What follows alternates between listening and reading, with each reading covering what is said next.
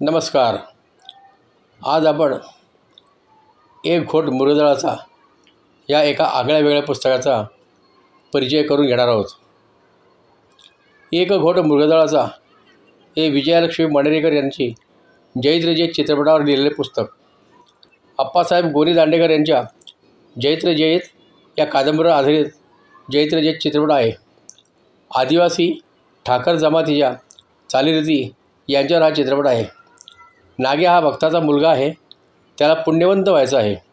एकदा त्याला मधमाशी चावते आणि त्याचा डावा डोळा निकामी होतो.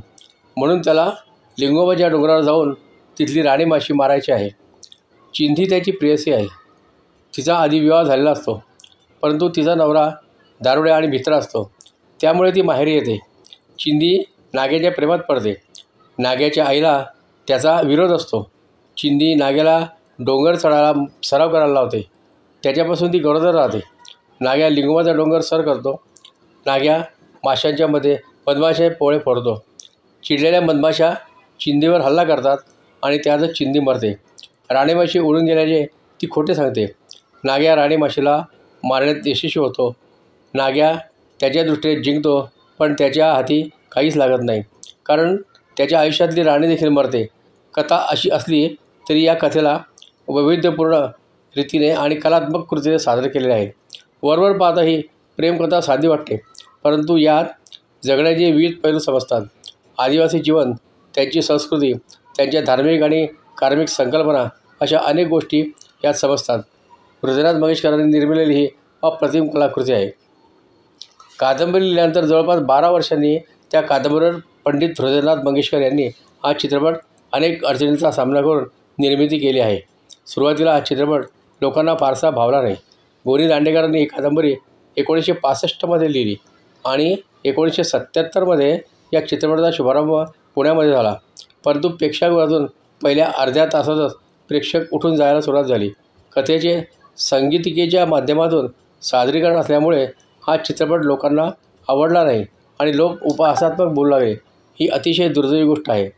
विजयालक्ष्मी आपल्या लेखात म्हणतात, कोणतीही कलाकृती स्वतःच्या आनंदासाठी निर्माण करायची असते की लोकांसाठी? निश्चितच कलाकारांना स्वतःच्या आनंदापेक्षाही लोकांची स्वीकृती आणि प्रतिक्रिया फार महत्त्वाची वाटत असते. पण आजही अशा चौकटीबाहेरच्या कलाकृती स्वीकारणारा, समजून घेणारा श्रोतृवर्ग आपल्याकडे निर्माण झालेला नाही. याचा दोष कोणाला द्यायचा, असा प्रश्न ते उपस्थित करतात.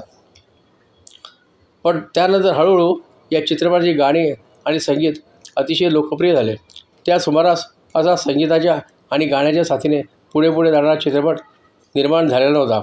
म्हणायला मराठीत विजय तेंडुलकरांचे घाशीराम कोतवाल हे नाटक जब्बार पटेल यांनी अशाच धर्तीवर दिग्दर्शित केले होते. त्यानंतर जैत्र जयत चित्रपट आंतरराष्ट्रीय चित्रपट महोत्सवात दाखवला गेला. अनेक पारितोषिके त्याच्या नावावर जमा झाली. विजयालक्ष्मी मणेरेकर यांनी या चित्रपटाच्या गाण्यांचा, अर्थातच हृदयनाथ मंगेशकरांचे संगीताचा अभ्यास करताना त्यांच्या मनात या चित्रपटावर एकूण समग्र लिहावे असे मनात आले आणि म्हणून त्यांनी तो चित्रपट बघितला.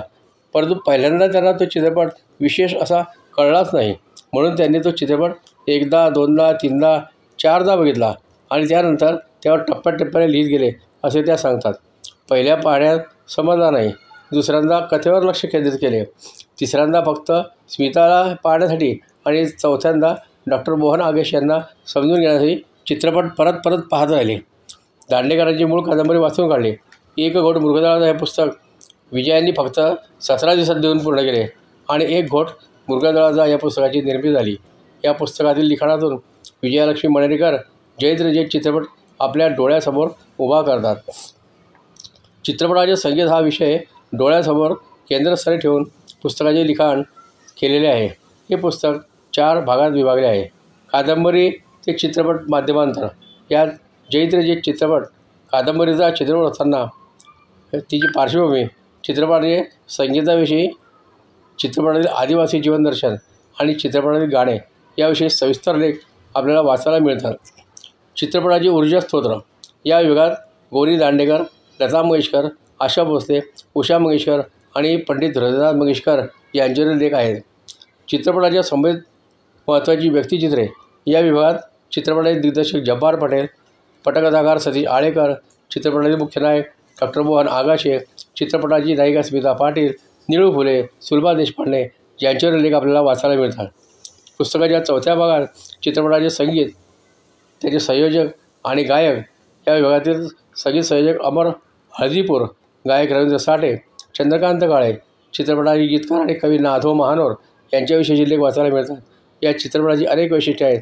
त्यात प्रामुख्याने गोनी दांडेकरांची कादंबरी, दुसरे चित्रपटाचे हृदयनाथ मंगेशकर यांचे संगीत आणि निर्मिती, जब्बार पटेल यांचे दिग्दर्शन, चित्रपटाचे लता मंगेशकर, आशा भोसले, उषा मंगेशकर, रवींद्र साठे, चंद्रकांत काळे यांची गाणी, चित्रपटातील कलाकार म्हणजे डॉक्टर मोहन आगाशे, स्मिता पाटील, निळू फुले, चंद्रकांत काळे, सुलभा देशपांडे. चित्रपटातील नादो महाराजांची 16 गाणी आहेत. डोंगर काठाडी ठाकरवाडी, वाळी वरल्या वाटा, आम्ही ठाकर ठाकर या रानाची पाखर, जांभूळ पिकल्या झाडाखाली, ढोल कोणाचा वाजजी, मी रात टाकली मी कात टाकली, नभ उतरू आलं, लुंगोबाचा डोंगर आकाशी गेला, पीक करपलं, अफाट प्रतिभाशक्ती, गावरान शब्द, अनुभवाची समृद्धी, भाषेचा अभ्यास, अभिरुची अशा आपल्या जबरदस्त सृजनशैलीमुळे महानोर यांची कविता शृंगारिक आहे. तुझ्या रूपाचं बाशिंग डोळ्यात, तुझ्या वाचून सुन्नाट दिनरात, हिरव्या पानात चावळ चालती, बरं ज्वारीतली नार अंग मोडीत चालती, या पंखावरती मी नभ पांघरती, मी मुक्त मोरणी बाई चांदण्यात नाती. या काव्यातील विविध रस, सुंदर अलंकारिक शब्द, रम्य वर्णन ही महानोर यांच्या कवितेची वैशिष्ट्ये विजयालक्ष्मी वर्णन करतात. आपल्या लेखात विजयालक्ष्मी म्हणतात, हृदयनाथ मंगेशकरांचे संगीत ही एक नशेची गोळी वाटते. ऐकलं की मन मदहोशी, धुंदी, झिंग अशा भावनांमध्ये मस्त मगन होतं. गाणं ऐकताना ताल ऐकावा की स्वर ऐकावे की शब्द ऐकावे की सगळ्यांचा एकत्रित डोस घ्यावा, काही न कळण्याच्या न सुचण्याच्या एका वेगळ्या मनोवस्थेत आपण ते गाणं वेड्यासारखं पुन्हा ऐकत राहतो. या संगीताला आज 47 वर्षे पूर्ण झाली, पण त्यात जुनेपणाचा लवलेश वाटत नाही. या चित्रपटात 16 गाणी आहेत. ती रानकवी नादो महानोर यांनीच लिहिलेली आहेत. आज जवळपास 47 वर्षानंतरही ती लोकप्रिय आहेत, ताजीतवानी आहेत, पुन्हा ऐकावीशी वाटतात. आपल्या हृदयगीतामध्ये हृदयनाथ मंगेशकर म्हणतात, जैत रे जैत ही एक प्रेमकथा आहे. यात प्रत्येकाचं मृगदळ वेगळं आहे, पण सत्य एकच. मृगदळाच्या एका घोटासाठी माणूस आयुष्यभर चुरतो, जळतो, हुरहुरतो आणि शेवटी त्याच्या शोधात संपतो. मृगदळ का कधी येते, मग हा मृगदळाचा शोध संपत नाही. मुळात मृगदळ वेळ माणसाला का लागतं. जैत रे जैत चित्रपटावर आधारित हे पुस्तक आहे. या पुस्तकात चित्रपट व कादंबरी याची तुलनात्मक मांडणी केली आहे. भारतीय प्रादेशिक भाषेतील हा पहिला संपूर्ण संगीतमय सांगीतिक चित्रपट होता. या चित्रपटाबद्दल, यातील संगीत पटकथा याच्याबद्दल विस्तृत आढावा घेतला आहे असेही ते म्हणतात. एका ठिकाणाला आपण भेट देतो, त्यानंतर परत त्या ठिकाणाविषयी आपल्याला काहीतरी वाचायला मिळते, मग ते आपल्या नजरेत सुटले असते, मग परत आपल्याला त्या ठिकाणी जाऊन ते बघायची इच्छा होते. त्याचप्रमाणे एक घोट मृगदळाचा पुस्तक वाचून आपल्याला जैत रे जैत चित्रपट बघताना बऱ्याच गोष्टी सुटून गेल्याचे जाणवेल आणि मग चित्रपट पुन्हा नव्याने पाहण्याची इच्छा होईल. असे झाल्यास नवल नाही. आणि हेच विजयालक्ष्मी मंडेरीकरांची लिखाणाचे यश आहे. कारण या पुस्तकातून जैत रे जैत चित्रपटाबद्दलच्या अनेक गोष्टी आपल्याला वाचायला मिळतात. ग्रंथालय प्रकाशनने पुस्तक प्रकाशित केले आहे. पुस्तकाचे मुखपृष्ठ नाव साजेचे आहे. ती चित्रपटाशी निगडीत कलाकारांचे फोटो बघायला मिळतात. हृदयनाथ मंगेशकर कुटुंबियांनी केलेले चित्रपटाची संगीतबद्ध केलेल्या गाण्याची सूची ही दिलेली आहे. शेवटी विजयालक्ष्मी यांचा सांगीतिक वारसा, स्माईल फाउंडेशनद्वारे सामाजिक कार्य, शिक्षण क्षेत्रातील योगदान, लिखाण आणि महिला सक्षमीकरणाचे कार्य याविषयी लिहिले आहे. नाविन्यपूर्ण असे पुस्तक आहे. एक घोट मृगदळामधून विजयालक्ष्मींनी जैत रे जैत चित्रपटाचा एकूण प्रवास उलगडला आहे. पुस्तक वाचनीय आहे, त्याचबरोबर अभ्यासपूर्ण आहे हे सांगायला नको. अजूनही लेखीन उंबरठा या चित्रपटावर लिहिण्याचा त्यांचा मानस आहे. त्यांना पुढील लिखाणास मनःपूर्वक शुभेच्छा.